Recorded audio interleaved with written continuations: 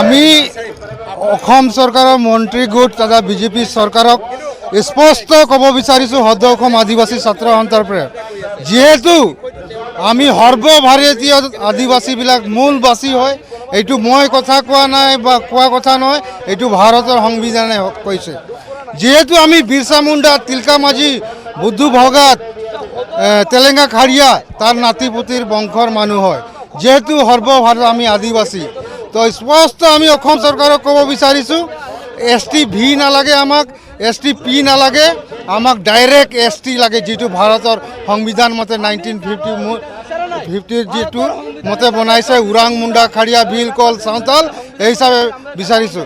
এইকাৰণে অসম চৰকাৰক স্পষ্ট কৈ দিছোঁ যে আমি A to Z বিচৰা নাই, খালি S আৰু T বিচাৰিছোঁ। এইটো ডাইৰেক্ট বিৰছা মুণ্ডাৰ নাতি পুতিৰ বংশধৰ হিচাপে বিচাৰিছোঁ।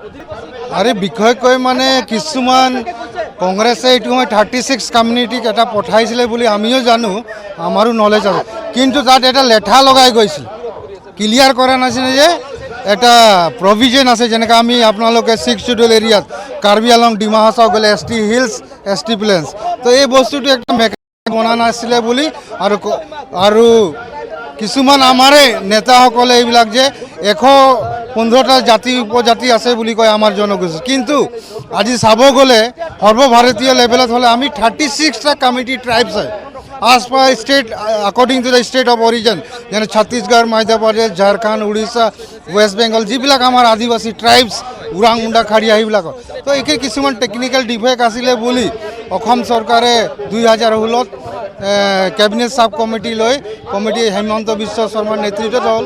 তো এতিয়া আমি আশা কৰিছোঁ যে আমাৰ 6 জনগোষ্ঠীৰ লগত, কিন্তু আমাৰ কিবা আমাৰ ইথনোগ্ৰাফি ৰিপৰ্টবিলাক একদম ছেপাৰেট আছিলে, কিন্তু 2016ত কিহৰ কাৰণে আমাৰ প্ৰতিবেদন লৈ 6 জনগোষ্ঠীৰ লগত মিলাটো আমাৰো দুখ আছে।